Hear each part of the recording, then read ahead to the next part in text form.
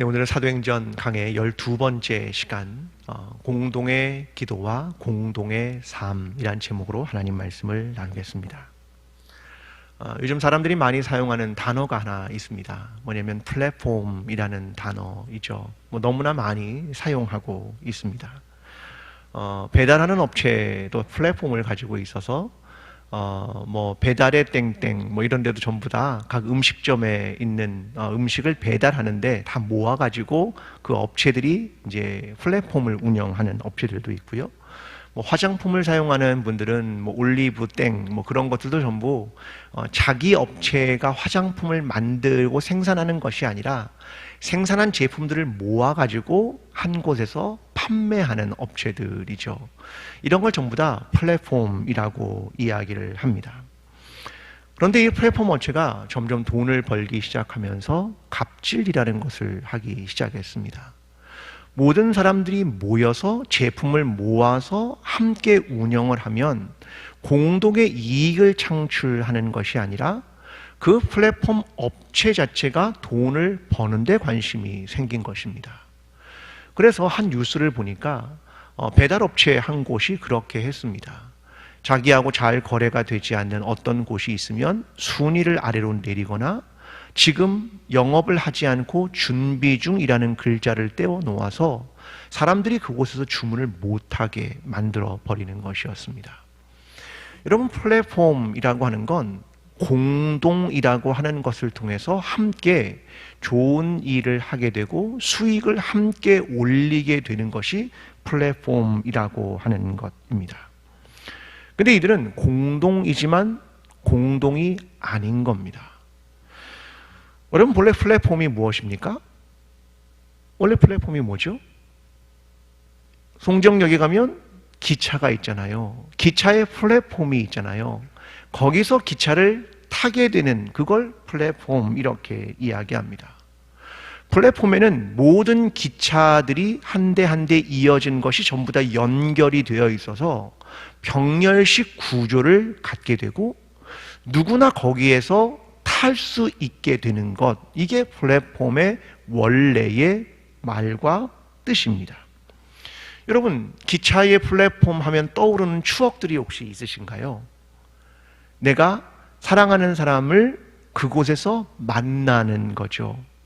누군가가 다른 곳에서 기차를 타고 와서 플랫폼에 내릴 때 내가 생각하는 플랫폼이란 굉장히 기쁘고 정겨운 곳이 플랫폼입니다.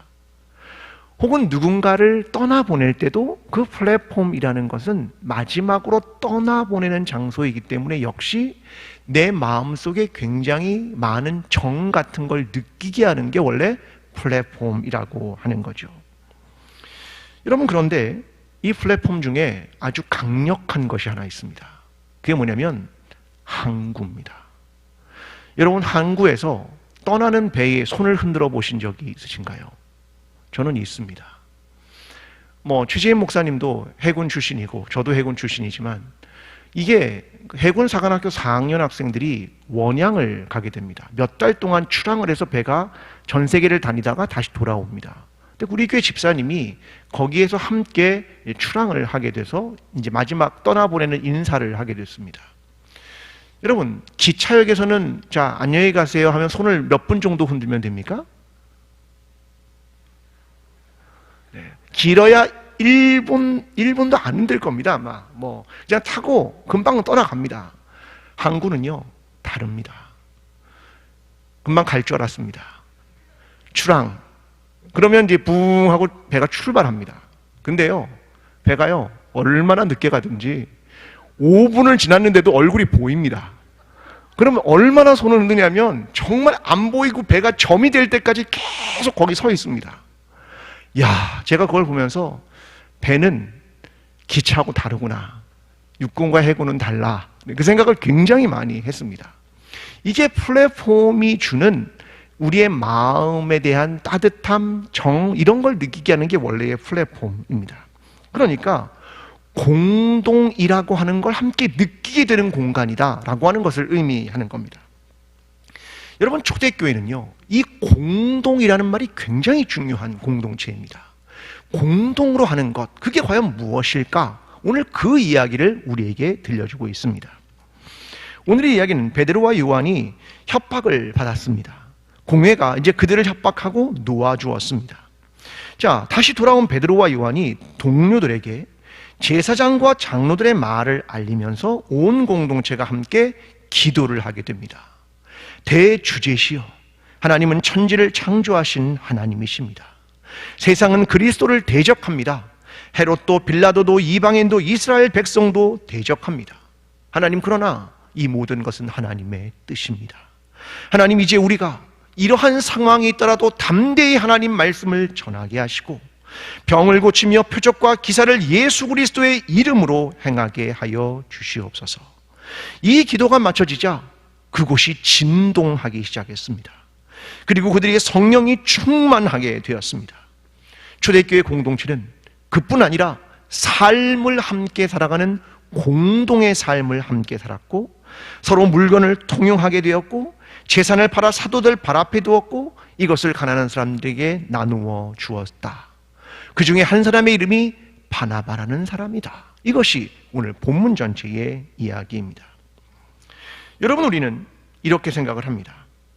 공동의 삶만 있었다고 생각하지만 천만의 말씀입니다. 오늘 본문은 공동의 기도가 먼저 있었다, 이렇게 출발하는 겁니다. 자, 본문 24절을 먼저 한번 읽어보겠습니다. 24절입니다. 자, 시작. 그들이 듣고 한 마음으로 하나님께 소리를 높여 이르되 대주제여, 천지와 바다와 그 가운데 만물을 지은 이시오. 아멘. 자, 베드로와 요한의 이야기를 듣고 그들이 가장 먼저 한 게 무엇입니까? 한 마음으로 하나님께 소리를 높여. 뭐 한 겁니까? 공동의 기도를 했다. 이것이 첫 번째라는 겁니다. 여러분, 공동체의 기도, 이것이 얼마나 중요한 것인가를 보여줍니다. 자, 제가 좀 질문을 좀 하겠습니다. 수요 예배가 맞습니까? 수요 기도회가 맞습니까? 자, 헷갈리기 시작하죠. 자, 얼른 빨리 주보를 보셔야 됩니다. 금요 예배가 맞습니까? 금요 기도회가 맞습니까? 새벽 예배가 맞습니까? 새벽 기도회가 맞습니까? 우리 교단은요, 수요 예배라고 하지 않습니다. 수요 기도회, 금요 기도회, 새벽 기도회, 전부 다 기도하는 모임이다, 이 말입니다. 우리 교회에 기도회가 일주일에 몇 번입니까? 8번입니다. 왜요? 기도가 그만큼 중요하니까. 사실 오늘 말씀을 들으러 온 게 아니라 기도하러 온 겁니다. 그게 핵심이기 때문에 그런 겁니다. 여러분, 기도가 얼마나 중요한가를 우리에게 가르칩니다. 여러분, 온라인으로 예배를 지금 몇 주째 또 드리셨는데, 집에서 온라인으로 예배를 드리면서 뭐가 잘 안 되시나요? 찬양이 큰 소리로 집에서 되십니까? 잘 안 되시죠? 저도 한번 해봤습니다. 정말 안 되더라고요. 또 하나 뭐가 안 되냐면 기도하는 거 잘 안 됩니다. 이게 모여야 가능해지는 것이라고 저는 생각을 합니다. 자, 초대교회 공동체가 먼저 공동의 기도를 드렸다. 이 대단히 중요한 이야기입니다. 자, 그들의 기도의 내용은 이것입니다. 25절과 26절의 내용으로 가겠습니다. 한번 25절과 26절을 함께 읽겠습니다. 시작. 또 주의 종 우리 조상 다윗의 입을 통하여 성령으로 말씀하시기를 어찌하여 열방이 분노하며 족속들이 허사를 경영하는고, 세상의 군왕들이 나서며 관리들이 함께 모여 주와 그의 그리스도를 대적하도다 하신 이로소이다. 아멘. 자, 이것은 시편 2편 1절과 2절을 인용하고 있는 겁니다. 여기서 주와 그의 그리스도, 이 말은 원래 시편에 가면 여호와와 그의 기름 부음 받은 자, 이렇게 말합니다. 기름 부음 받은 자가 누굽니까? 그리스도입니다. 메시아 같은 말이잖아요. 그러니까 여호와와 그의 기름 부음 받은 자, 이 말은 주와 그의 그리스도 같은 말입니다. 구약에는 그것을 왕이라고 생각했습니다. 근데 신약에는 이제 그것이 예수 그리스도구나, 그걸 알게 된 거죠. 근데 그를 대적하는 사람이 있습니다. 누굽니까? 열방, 이것은 이방의 나라들입니다. 족속, 이것은 유대인입니다. 군왕, 이것은 헤로드 왕이다. 관리, 이것은 로마의 총독이다. 그렇게 예수 그리스도를 놓고 재해석하고 있는 겁니다. 예수 그리스도의 십자가에 못 박고 그를 대적하는 사람들이 있었다, 그 말입니다. 자, 이를 구체적으로 설명합니다. 27절입니다. 함께 27절을 읽어보겠습니다. 자, 시작. 과연 헤롯과 본디오 빌라도는 이방인과 이스라엘 백성과 합세하여 하나님께서 기름 부으신 거룩한 종 예수를 거슬러. 자, 헤롯과 본디오 빌라도는 원래 친했습니까? 안 친했습니까? 안 친합니다. 친할 수가 없었습니다. 그런데 예수를 죽이려 할 때는 둘이 누가 됐다고 성경이 기록하냐면 그날의 친구가 되니라. 그 악한 일에는 그들이 친구가 되었다, 이렇게 기록합니다. 자, 이제 베드로와 요한이 이런 이야기를 들리면서 함께 기도하는 내용입니다. 자, 이러한 핍박이 하나님의 뜻 안에 있었습니다. 이걸 설명하는 겁니다. 여러분, 오늘날 많은 그리스도인들이 잘못 생각하는 것이 하나 있습니다. 예수 그리스도를 믿으면 모든 것이 다 복을 받고 다 부를 얻고 다 높은 자리에 오른다고 생각하는 것입니다. 그렇게 가르치는 목회자도 있습니다. 여러분, 그러나 오늘 성경은 다 그렇진 않아. 그걸 보여줍니다. 핍박이 있을 거야, 어려움이 있을 거야, 그렇게 말합니다. 여러분, 예수 그리스도를 믿으니까 모든 일이 술술 풀리시던가요? 예수 그리스도를 믿으니까 모든 게 다 복을 얻게 되던가요? 아니요, 그렇진 않은 것 같습니다. 여러분, 그 이유가 있습니다. 그게 뭔지 아십니까? 세상의 가치관과 그리스도인의 가치관이 첨예하게 다르기 때문입니다. 그래서 핍박이라고 하는 걸 받을 수밖에 없는 겁니다. 왜요? 가치관이 다르기 때문입니다. 레리 허타도의 처음으로 기독교인이라 불렸던 사람들이라는 책이 있습니다. 초대교회에 대한 이야기를 들려줍니다. 네로 황제가 재임했던 AD 60년의 기록을 하고 있습니다. 이 책은 이렇게 기록합니다. 예수를 따랐던 추종자들은 일반 대중 속에서 식별하고 구별하는 일이 가능했다. 무슨 말입니까? 일반 대중들, 사람들과 기독교인들, 이 사람들을 크리스티아니라고 불렀습니다. 이분 그리스도, 이들은 그들 중에 구별해 낼 수 있었다, 그 말입니다. 이게 고대의 기록입니다. 왜요? 삶이 달랐습니다. 그들은 다른 신을 믿지 않았습니다. 다른 신전에도 가지 않았습니다. 제사도 드리지 않았죠. 신전에 어떤 헌금도 내지 않았습니다. 그러니까 그 다른 이방의 신전의 수입이 감소하기 시작했습니다. 그들은 신상과 모형을 팔지도 못했습니다. 왜요? 그리스도인들이 가지 않았습니다. 너무나 다른 행동들, 그것이 확연하게 갈라놓았습니다. 여러분, 이것을 기록한 것이 있습니다. 사도행전 19장인데요 한번 좀 찾아보겠습니다. 성경을 찾으십시오. 19장 24절입니다. 사도행전 19장 24절입니다. 사도행전 19장 24절입니다. 에베소에서 일어난 소동을 묘사하는데요, 아데미 여신 모형을 제작하는 상인들이 바울의 설교를 듣고 소동을 일으킨 장면이 등장하고 있습니다. 19장 24절을 함께 읽습니다. 자, 시작. 즉 더메드리오라 하는 어떤 은장색이 은으로 아데미의 신상 모형을 만들어 직공들에게 적지 않은 벌이를 하게 하더니, 자, 그들은 아데미 신상의 모형을 만들어서 돈벌이를 하는 자들이었습니다. 적지 않게 벌었다. 자, 26절, 27절을 좀 읽습니다. 함께 시작.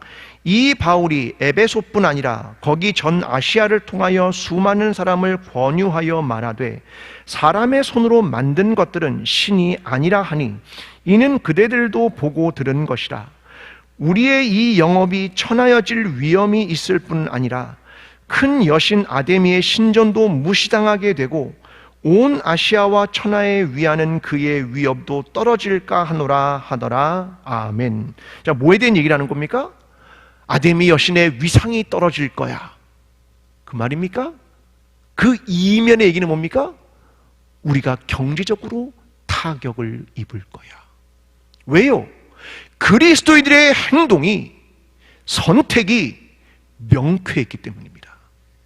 이것이 둘을 완전히 갈라놓은 겁니다. 그리스도인들의 분명한 신앙의 태도들 때문이었다. 그것입니다. 여러분, 이게 초대교회의 그리스도인들이라는 사람들이었습니다. 여러분, 그런데 오늘은 우리는 어떠합니까? 우리의 신앙이 믿지 않는 사람들과 명쾌하게 가릴 만큼 다릅니까? 혹시 우리는 여전히 어떤 돈을 버는 것과 기득권을 유지하는 것, 이런 것에 우리도 마음이 쏠리고 있는 것은 아닙니까? 우리는 그 질문을 해야 하는 겁니다. 내가 그리스도인으로서의 가치관과 세계관과 믿음과 하나님이 살아계신 분이라는 것을 명확하게 가지고 살고 있느냐? 그 질문을 우리에게 던지고 있는 겁니다. 자, 본문 29절과 30절의 기도를 이렇게 이어집니다. 주여, 이제도 그들의 위협함을 굽어 보시옵고 또 종들로 하여금 담대히 하나님의 말씀을 전하게 하여 주시오며 손을 내밀어 병을 낫게 하시옵고 표적과 기사가 거룩한 종 예수의 이름으로 이루어지게 하옵소서. 아멘. 자, 그들의 내용은 뭡니까? 두 가지입니다. 하나는 위협이 우리에게 오지만 하나님, 담대하게 하나님의 말씀을 전하게 하여 주시옵소서. 이것이 그들의 첫 번째 기도였습니다. 두 번째 기도는 무엇입니까? 그들이 우리에게 예수의 이름으로 어떤 일도 행하지 말라고 위협하지만 우리는 예수의 이름으로 표적과 기사를 행하게 하옵소서. 이것이 이들의 기도였다는 겁니다. 어떻게 이런 일이 가능합니까? 핍박이 찾아오는데도 말입니다. 여러분, 그들에게 믿음이라고 하는 것이 있는 겁니다. 이게 뭡니까? 보이지 않는 하나님을 본다는 겁니다. 그뿐입니까? 그분이 우리에게 상 주시는 이심을 믿는 겁니다. 이것이 그들에게 담대하게 하나님 말씀을 전하게 했고 예수 그리스도의 이름을 전하며 능력을 행할 수 있게 했다는 것입니다. 여러분, 이것이 그들의 공동의 기도였습니다. 여러분, 공동체가 흔들릴 때 가장 먼저 해야 되는 것이 뭡니까? 기도입니다. 그 기도를 놓치면 안 되는 겁니다. 우리가 이때 가장 빨리 회복해야 되는 게 뭔지 압니까? 기도입니다. 이걸 놓치면 안 됩니다.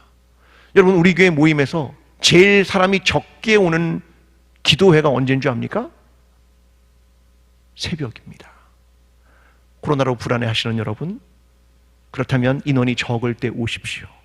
굉장히 띄엄띄엄했습니다. 전혀 아무리 기도해도 침 하나도 안 튀고요, 몇 미터 날아가도 문제가 없습니다. 여러분이 뭘 회복해야 하냐면 기도를 회복해야 합니다. 그래야 우리 안에 흔들리지 않는 것이 생기기 때문입니다. 여러분, 이 기도할 때 어떤 일이 벌어졌습니까? 막 그것이 진동했습니다. 이 말은 하나님의 현현이 나타났다, 그런 말입니다. 크리소스톰이라는 고대의 학자는 이런 얘기를 합니다. 그 장소가 흔들린 것은 저들을 더욱 흔들리지 않게 했다. 진짜 멋있지 않습니까? 다시 한번 읽어드리겠습니다. 그 장소가 흔들린 것은 저들을 더욱 흔들리지 않게 했다. 하나님의 현현과 하나님의 응답을 경험하면서 흔들리지 않았다는 겁니다. 여러분, 그들이 기도의 처음 시작에 하나님을 이렇게 부릅니다. 대주제여. 이 말이 무슨 말이냐면 헬라어로 데스포테스, 그런 말입니다. 데스포테스. 이 말은 무슨 말이냐면 소유자, 절대 통치자, 그런 말입니다. 여러분, 지금 베드로와 요한의 눈앞에 누가 있었습니까? 대제사장, 장로들. 그들을 위협하는 사람이 눈에 목격되었습니다. 그런데 그들은 누구를 바라봤습니까? 눈에 보이는 그런 세상의 지도자들 말고 대주제이신 하나님, 우리의 소유자 되시는 하나님, 절대 통치자 되시는 하나님, 그분을 바라보았기 때문에 그들이 흔들리지 않은 겁니다. 오늘 우리의 삶에 어려움과 위협이 찾아오더라도 우리의 대주제 되시는 그 하나님을 바라보며 기도하며 담대하게 나아가는 저와 여러분이 되기를 간절히 기도합니다. 자, 이제 그들은 공동으로 기도만 한 것이 아니라 삶이 공동으로 이루어졌습니다. 기도 그리고 삶, 이게 중요한 것입니다. 자, 32절입니다. 함께 32절의 말씀을 읽어보겠습니다. 자, 시작. 믿는 무리가 한 마음과 한 뜻이 되어 모든 물건을 서로 통용하고 자기 재물을 조금이라도 자기의 것이다 하는 이가 하나도 없더라. 아멘. 자, 그들이 한 마음과 한 뜻이 되어서 가졌던 생각과 믿음이 뭐냐면, 내 것 말이야, 내 게 아니야. 내가 소유한 건 내 것이 아니야. 내 재물은 내 게 아니야. 그걸 모두가 함께 나누었다. 이것을 유무상통이라고 이야기하지 않습니까? 자, 그들의 경제관념이었습니다. 자, 내 건 내가 아니야. 우리 모두의 것이지. 이런 생각을 했다는 거죠. 자, 우리는 욥의 이야기를 한번 잘 기억하는 필요가 있습니다. 재산과 자녀를 하루아침에 다 잃어버렸을 때 그가 했던 말입니다. 함께 찾아보겠습니다. 욥기 1장입니다. 함께 찾습니다. 욥기 1장 21절입니다. 욥기 1장 21절입니다. 구약성서 762면 욥기 1장 21절입니다. 자, 욥의 고백입니다. 함께 읽습니다. 자, 시작. 이르되 내가 모태에서 알몸으로 나왔사온즉 또한 알몸이 그리로 돌아가올지라. 주신 이도 여호와시요 거두신 이도 여호와시니 여호와의 이름이 찬송을 받으실지어다 하고 아멘. 옛날 성경에는 알몸이라고 하지 않고 뭐라고 했습니까? 적신 그랬죠. 알몸입니다. 알몸. 자, 내가 모태에서 태어날 때 알몸으로 나왔습니다. 자, 뭘 쥐고 나오신 분 계신가요? 탯줄, 이런 거 있지만 아무것도 없습니다. 돌아갈 때는요, 역시 아무것도 없습니다. 그 말입니다. 그러면 태어나서 이후에 생긴 재화들이 있죠. 번 것들이 있죠. 다 누구 것이라고 고백하는 겁니까? 하나님의 것입니다. 하나님, 우리의 실존은 원래 아무것도 아니었습니다. 모두 다 하나님께서 주신 것입니다. 이걸 고백했다는 겁니다. 원래 이스라엘에는 중요한 개념이 있죠. 토지 공개념입니다. 토지라고 하는 건 우리 게 아니다. 그게 그들의 기본적 생각입니다. 자, 한 군데 찾아보겠습니다. 레위기 25장입니다. 레위기 25장 23절 말씀입니다. 레위기 25장 23절 말씀입니다. 구약성서 186면 레위기 25장 23절 말씀입니다. 함께 읽겠습니다. 시작. 토지를 영구히 팔지 말 것은 토지는 다 내 것임이라. 너희는 거류민이요 동거하는 자로서 나와 함께 있느니라. 아멘. 토지는 누구 거라고요? 하나님의 것입니다. 이렇게 얘기하는 겁니다. 우리는 누굽니까? 거류민. 이 말은 잠시 머물다 가는 사람, 그 말입니다. 하나님과 동거하는 사람입니다. 땅은 다 누구 겁니까? 하나님의 것입니다. 이게 성소의 개념입니다. 근데 오늘 한국 사회는요, 사람들이 뭘 찾고 살라고 합니까? 땅, 집. 수많은 기독교인들마저도 이 성경의 개념을 모르는 겁니다. 땅이란 하나님의 것입니다. 우리는 그냥 알몸으로 태어나서 알몸으로 가는 겁니다. 우리가 이것을 집착하거나 이걸 붙들지 않습니다. 우리는 그 나라를 믿고 가는 사람들입니다. 이것을 모르는 겁니다. 초대교회는요, 이걸 실천한 겁니다. 이 말씀을 그대로 삶으로 살아낸 것입니다. 그래서 초대교회가 얻게 된 게 있습니다. 자, 오늘 본문 34절과 35절입니다. 제가 좀 읽어보겠습니다. 그 중에 가난한 사람이 없으니 이는 밭과 집에 있는 자는 팔아 그 판 것의 값을 가려다가 사도들의 발 앞에 두매 그들이 각 사람의 필요를 따라 나누어 줍니다. 그들이 나누어 주었다는 겁니다. 자, 이런 기록이 있습니다. 고대 알렉산드리아 교회가 있었는데요, 교인이 몇 만이었냐면 10만이었답니다. 근데 10만이 거린 19,000명을 먹여 살렸다. 엄청난 얘기죠. 10만 명의 그리스도인들이 약 2만 명 되는 거린들을 먹여 살렸다. 이게 초대교회가 냈던 놀라운 힘이라는 겁니다. 그들은 알았습니다. 구약의 말씀을 알았습니다. 그걸 그대로 경험했습니다. 예를 들면 이런 거죠. 출애굽기 22장 이렇게 말합니다. 너는 이방 나그네를 압제하지 말며 그들을 학대하지 말라. 너희도 애굽 땅에서 나그네였습니다. 너는 과부나 고아를 해롭게 하지 말라. 내가 만일 그들을 해롭게 함으로 그들이 내게 부르짖으면 내가 반드시 그 부르짖음을 들으리라. 고아나 과부나 나그네, 하나님은 누구의 하나님이다? 그들의 하나님이야. 그들이 기도하면 내가 들을 거야. 이들은 이 구약의 말씀을 알고 믿고 그대로 행했다, 그겁니다. 여러분, 신명기 15장 4절과 5절에 마지막 하반절에 이런 기록이 있습니다. 너희가 만약 이것을 지켜 행하면 너희 중에 가난한 자가 없으리라. 놀라운 얘기입니다. 너희가 내 말을, 명령을 지켜 행하면 내가 너에게 준 땅에서 복을 얻을 것이며 그 땅에 누가 없다고요? 가난한 자가 없으리라. 이게 하나님의 말씀이었습니다. 이들은요, 이걸 실천한 겁니다. 그뿐입니까?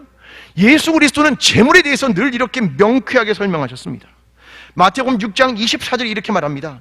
한 사람이 두 주인을 섬기지 못할 것이니 혹 이를 미워하고 저를 사랑하거나 혹 이를 중히 여기고 저를 경히 여김이라. 너희가 하나님과 재물을 겸하여 섬기지 못할 것이다. 재물을 어떤 위치에 놓습니까? 신의 위치에 올려놓는 겁니다. 하나님과 재물을 절대로 겸하여 섬기지 못한다. 여러분, 초대교회는요, 이 예수 그리스도의 말씀과 구약의 말씀을 실천한 겁니다. 놀라운 일이었습니다. 여러분, 이게 공동의 나눔이었다라고 하는 겁니다. 여러분, 그런데 그런 사람이 초대교회에 굉장히 많았겠죠. 근데 그 사람들이 누구인지 기록이 있습니까? 없습니까? 만약 우리 가운데 한 사람이 자기 재산을 다 팔아가지고 교회에 갔다가 탁 드렸습니다. 그럼 주보에 내야 될까요? 내면 안 될까요? 좀 내주면 안 됩니까? 전 재산 했는데 전 재산 어떠신가요? 초대교회는 그들의 이름을 기록하지 않습니다. 왜요? 그냥 믿음의 실천이었기 때문에 너무나 당연한 일로 생각하는 것 같습니다. 그런데 유일하게 기록한 한 사람의 이름이 오늘 본문에 등장합니다. 이름이 누굽니까? 바나바. 히브리어로 요셉. 그는 위로의 아들이라고 합니다. 자, 그는 어느 지파 사람입니까? 레위 지파. 자, 구약의 레위 지파는 재산을 가질 수 있습니까? 없습니까? 없습니다. 그런데 바벨론 포로 이후에 이게 무너져 버립니다. 레위인들도 재산을 갖기 시작했습니다. 그래서 이 사람도 초대교회 성도들과 함께 자기가 가지고 있는 밭이 있어가지고 그걸 팔아 그 값을 사도들의 발 앞에 두니라. 이게 37절의 기록입니다. 불공평하죠. 왜 바나바만 기록해 줍니까? 딴 사람은 왜 기록하지 않고요? 궁금하죠? 이게 질문 아니겠습니까? 자, 바나바, 왜 유일하게 그의 이름을 기록했을까? 이야기는 사도행전 9장으로 넘어갑니다. 기독교 역사에 정말로 중요한 한 사람이 회심하는 장면이 등장합니다. 누굽니까? 바울입니다. 이 바울과 연결선상에 있는 사람이 바나바입니다. 자, 이 바울은 원래 어떤 사람입니까? 기독교인들을 핍박했던 사람. 스데반을 돌로 칠 때 사람들의 옷을 그 앞에 두었던 사람, 주동자라는 말입니다. 그런데 그가 부활의 주님을 만나고 회심하게 됩니다. 그런데 문제가 생겼습니다. 예루살렘 교회가 바울을 믿어주지 않은 겁니다. 야, 저 사람이 어떻게 그리스도인이 돼? 야, 저 사람이 어떤 사람이었는데 이를 믿어주지 않은 겁니다. 바울이 고향인 다소로 내려갑니다. 거기서 몇 년 동안 집권하면 13년 동안 집권합니다. 여러분, 13년 동안 고향에 내려가서 혼자 머물러 있다면 어떤 현상이 벌어지겠습니까? 하나님, 나 부르셨나? 야, 하나님 왜 나를 불렀지? 내 지식과 내 경험, 이거 다 땅바닥으로 떨어지는 겁니다. 모세는 40년입니다. 도대체 이게 무슨 일일까? 절망, 자신 없음, 희망이라는 단어를 다 잃어버립니다. 아니, 사람들에게 잊혀져 갑니다. 그때 바울을 믿어주고 신원 보증을 해준 사람이 누구냐면 바나바입니다. 그는 안디옥의 목회자였습니다. 근데 경험도 없는 바울을 안디옥의 목회자로 부릅니다. 그리고 함께 사역을 합니다. 공동의 사역입니다. 이게 놀라운 일입니다. 함께 그들은 선교를 하고 공동으로 목회를 합니다. 그래서 바나바의 이름이 거기에 들어간 겁니다. 공동의 기도, 공동의 삶, 공동의 목회와 선교. 이것이 연결이 되고 있는 겁니다. 여러분, 공동이라는 말은 얼마나 중요한 말인지 모릅니다. 여러분, 미국 장로교회 예배 예식서의 책 이름이 이겁니다. Book of Common Worship. 원래 Book of Worship 하면 되거든요. 근데 그게 아니라 Book of Common Worship. 공동의 예배. 여러분, 공동의 예배, 왜 이런 말을 썼을까? 거기는 의미가 있습니다. 예배란 고대로부터 오늘에 이르기까지 계속해서 하나님을 예배했던 그들의 예배와 그들의 기도문을 여기에 담은 겁니다. 예배란 우리만 드리는 것이 아니라 옆에 있는 교회도, 다른 나라의 또 다른 교회도 함께 드리는 것이 예배입니다. 그것이 그래서 공동의 예배, 이렇게 표현되는 겁니다. 여러분, 이 책에 예배 시작 전에 드리는 기도문 하나를 제가 읽어드리겠습니다. 이게 첫 번째 기도문입니다. 영원하신 하나님, 하나님은 우리를 한 몸의 각 지체들로 불러주셨습니다. 이제 우리로 하여금 지금까지 하나님의 성호를 찬양해온 모든 시대와 모든 지역에서 살아온 사람들이 한 마음과 한 뜻이 되어 우리가 하나님의 교회 안에서 서로 연합하여 있음을 보게 하시고 우리 주요 구세주이신 예수 그리스도께 영광을 돌릴 수 있게 하옵소서. 예수 그리스도의 이름으로 기도드립니다. 아멘. 이게 교회가 무엇인가를 보여주는 겁니다. 교회는 모든 세대와 모든 지역 안에서 함께 하나님을 예배하는 것입니다. 그래서 공동의 예배라는 말을 쓰는 겁니다.